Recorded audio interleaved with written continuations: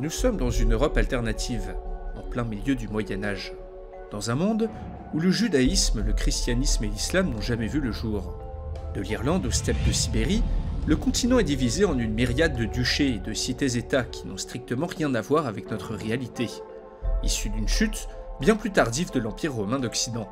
Sans une grande religion unificatrice, les peuplades qui habitent ces territoires pratiquent une multitude de religions polythéistes, inspirées des anciennes croyances germaniques, scandinaves, orientales ou romaines.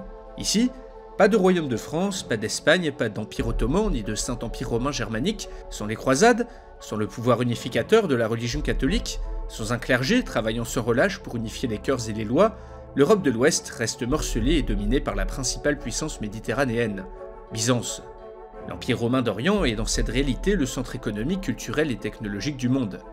Sans la montée de l'islam et les conquêtes arabes, les différents dirigeants byzantins ont pu conserver la majorité de leur territoire, et bénéficient d'un rayonnement qui transcende ces immenses frontières, étendant son influence au cœur de cette Europe païenne jusqu'à un Moyen-Orient dominé par l'ancienne religion du zoroastrisme.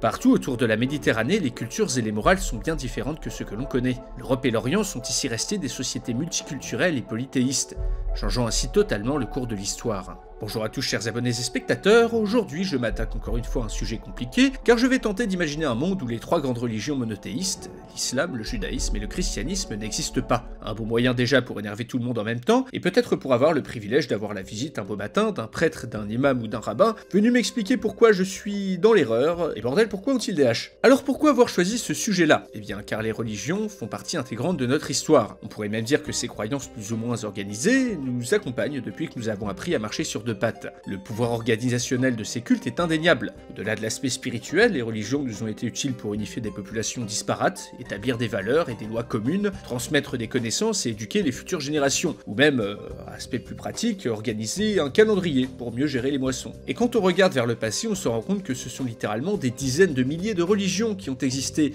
à toute époque et sur tous les continents, dont de nombreuses qui n'ont laissé aucune trace. Mais parmi tous ces cultes, on va s'intéresser, nous, à celles qui ont eu un succès mondial, et aucune d'entre elles n'en a eu autant que les religions monothéistes, principalement le judaïsme, l'islam et le christianisme, qui à leur époque de création respective se sont répandus comme des traînées de poudre, provoquant d'importants changements culturels, des guerres, façonnant des sociétés qui n'auraient jamais existé sans elles. Des religions qui se sont fortement développées dans le monde entier, des vrais blockbusters, en partie car ces religions n'érigent pas vraiment de barrières culturelles à l'entrée.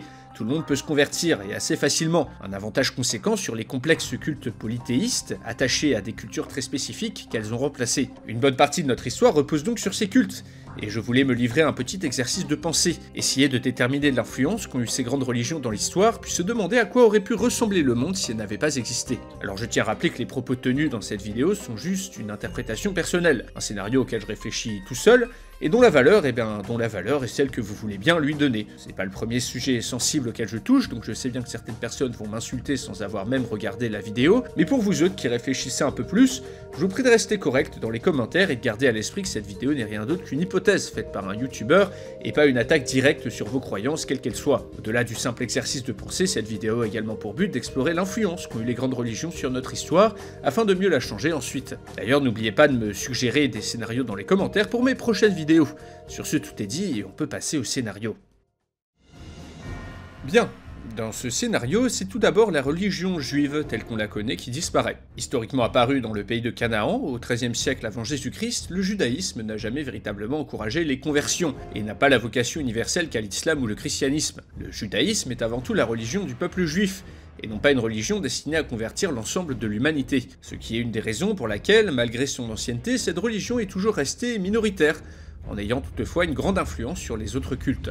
Ainsi, dans ce scénario, si le judaïsme n'apparaît pas durant l'Antiquité, la plupart des personnes qui auraient été juives auraient plutôt suivi des cultes polythéistes venus de Babylone ou d'Assyrie.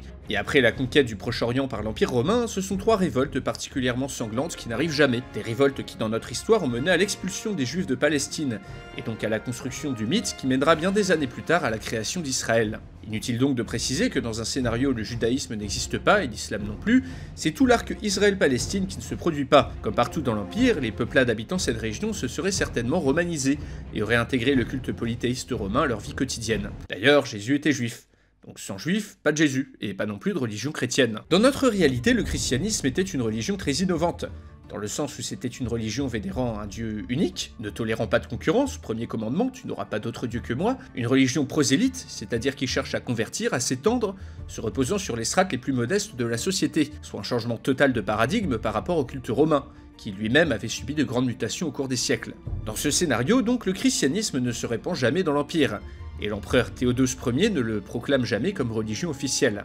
Dans notre réalité, c'est en grande partie grâce à l'Empire romain que le christianisme s'est imposé en Occident. Ici, ce n'est pas le cas, et les conséquences sont cataclysmiques. Tout d'abord, un débat fait rage entre historiens pour savoir si l'adoption du christianisme par les Romains a pu provoquer la chute de l'Empire. Une chose est sûre en tout cas, elle ne l'a pas retardé. Dans notre réalité, les chrétiens, après avoir été persécutés, vont s'attacher à rendre illégales et persécuter eux-mêmes les anciennes pratiques païennes, provoquant des révoltes, des dissensions, des massacres, voire même plusieurs débuts de guerre civile, ce qui n'a clairement pas amélioré les choses pour un empire déjà en plein déclin. De plus, lorsque l'Empire romain s'est séparé en deux, les divergences religieuses entre Église catholique d'Orient et celle d'Occident existaient déjà, et ont grandement participé à acter la séparation de l'Empire et son affaiblissement. Avec l'arrivée du christianisme, la religion devient tout d'un coup un sujet tendu, à même de provoquer des guerres ou des schismes, là où auparavant la croyance polythéiste romaine s'accommodait sans trop de soucis des nouveaux dieux dans leur panthéon. Peut-être donc que dans cette réalité alternative, la survivance du culte romain aurait pu donner à l'Empire d'Occident quelques décennies de plus à survivre. Pourtant,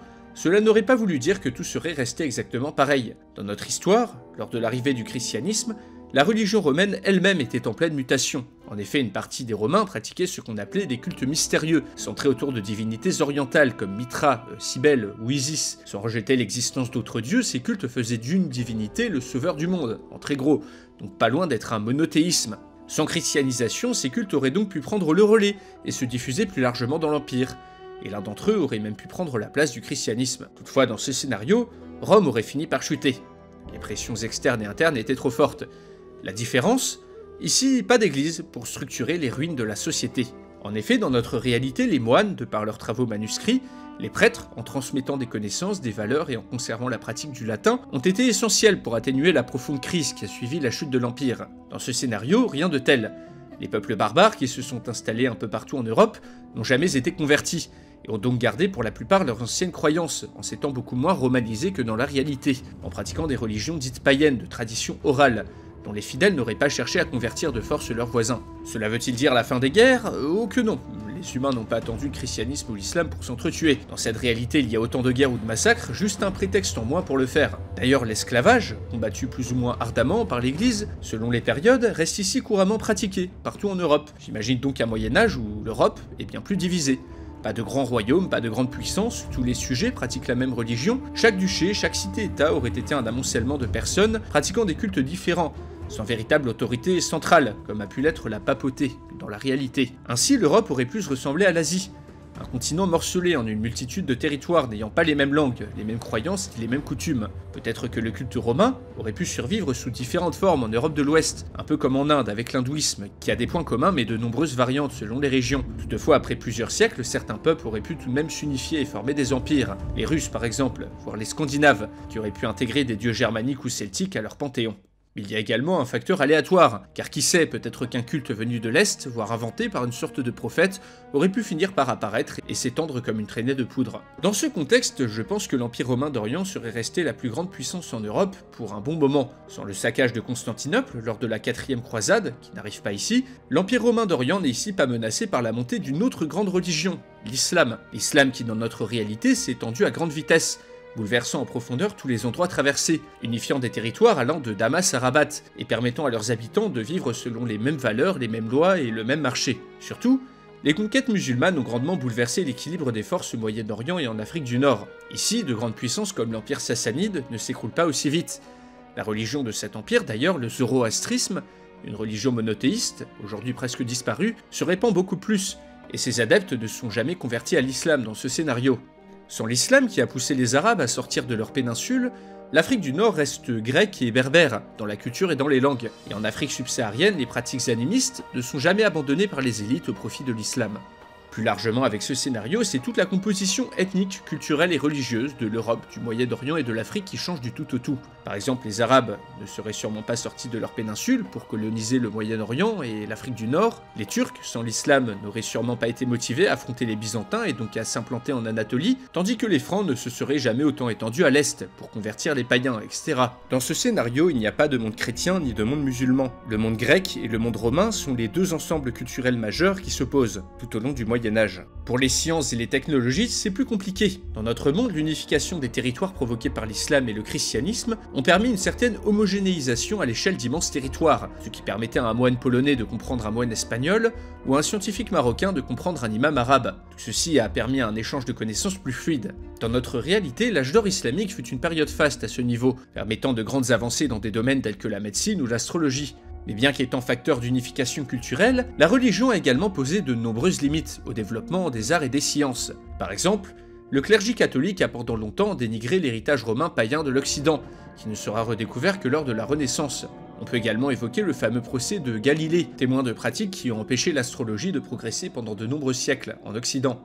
Pour l'islam, les différents schismes, les nombreux conflits entre croyants, ainsi que le poids de plus en plus écrasant des traditions, a pu, après l'âge d'or, grandement freiner le développement scientifique, économique et culturel. Donc si l'Occident et l'Orient restent polythéistes, une redécouverte de l'héritage romain aurait pu se faire plus tôt.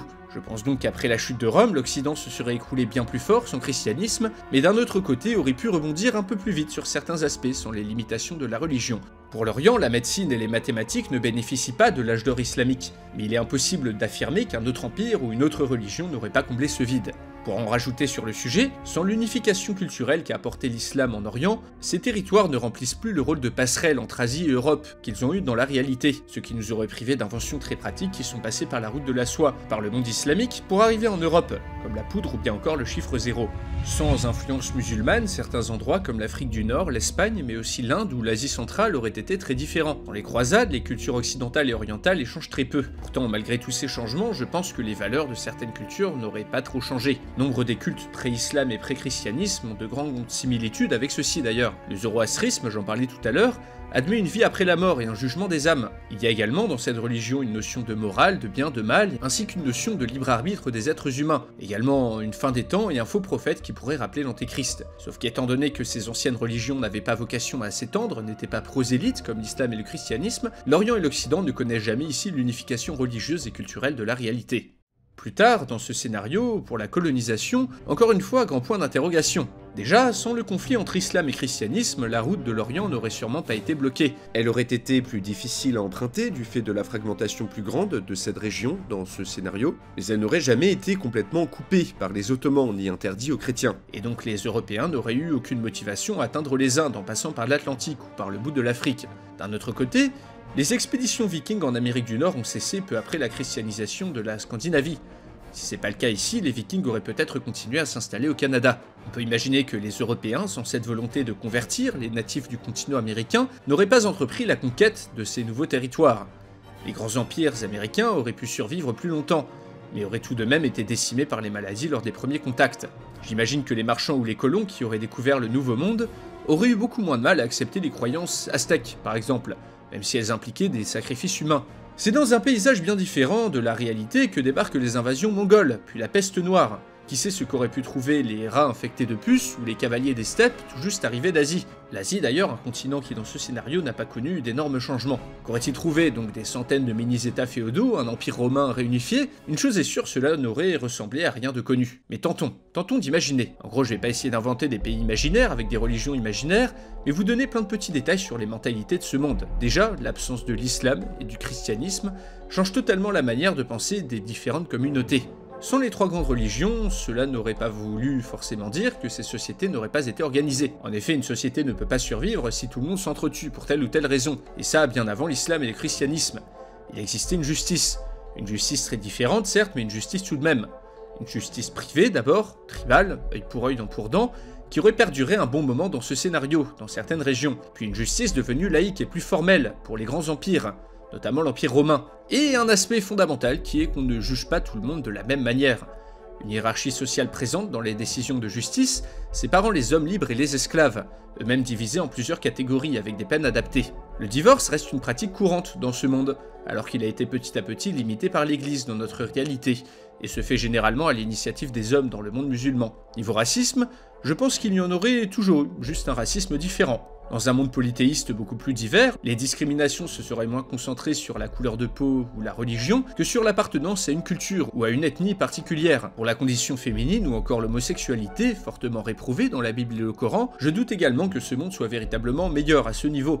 Juste différent selon les endroits, encore une fois. Les valeurs romaines n'étaient pas vraiment plus tolérantes et progressistes que ce qui arrivait après dans notre monde. Dans la culture des anciens germains, le rapt était chose courante pour choisir sa femme, pratique d'ailleurs interdite par l'Église plus tard. Le cas du zoroastrisme est à part, où même si la société était patriarcale, les femmes étaient techniquement les égales de l'homme dans la loi. J'ajoute que dans la plupart de ces anciennes religions, les femmes étaient autorisées à devenir des prêtresses, ou en tout cas des représentantes des dieux sur Terre. Bon, je veux pas distribuer ici des bons points et des mauvais points, juste exprimer le fait que la condition générale des gens se serait améliorée sur certains aspects et aurait été moins bonne sur d'autres, si on compare tout ça avec nos standards modernes. Pour les guerres, comme je disais tout à l'heure, les hommes n'ont pas attendu l'islam et le christianisme pour se mettre sur la gueule. Dans notre réalité, Gengis Khan, adepte d'une religion polythéiste, le tangrisme, a massacré un cinquième de la population mondiale de son époque. Pas pour des motifs religieux, car l'Empire mongol était plutôt tolérant au niveau religieux, mais dans ce monde alternatif, on n'est pas à l'abri que Gengis Khan ou un autre allumé du bocal apparaissent pour massacrer plein de monde, et ce sans avoir besoin de se réclamer du djihad ou de la croisade. D'ailleurs, le fait que l'esclavage perdure en Occident change également toute l'organisation sociétale. Peut-être que la chute de l'Empire romain aurait fait chuter le nombre d'esclaves disponibles et leur aurait permis d'acquérir des droits, ou peut-être qu'un nouvel empire basé sur l'esclavage aurait succédé à l'Empire romain d'Occident. Et après, si aucune religion n'apparaît qui introduit le concept d'égalité des hommes devant Dieu, comme a pu le faire le christianisme, ou le concept de responsabilité personnelle, alors aurait-il été possible au peuple de cette réalité alternative de développer des États-nations, le libéralisme, le concept d'anthropocentrisme, même si Aristote en parlait déjà, de ce concept, de l'homme supérieur à la nature et non faisant partie de la nature, celui-ci a été popularisé et répandu par les religions abrahamiques. Si ce concept n'existait pas, le rapport à la nature des humains aurait été très différent. En gros, ce monde n'est donc pas un monde meilleur ou pire que le nôtre. Déjà car il est très difficile d'en dessiner les contours, mais surtout car il est tellement différent qu'on ne peut pas vraiment le comparer. J'ai tenté dans cette vidéo d'évoquer le maximum de pistes possibles qui pourraient vous amener à réfléchir, et surtout pas de venir toquer à ma porte à 5h du mat avec de quoi m'exorciser. Dans tous les cas, n'hésitez pas à en discuter dans les commentaires, et à me laisser des suggestions pour les prochaines vidéos. Et en attendant, chers abonnés et spectateurs, on se dit à la prochaine pour une nouvelle vidéo.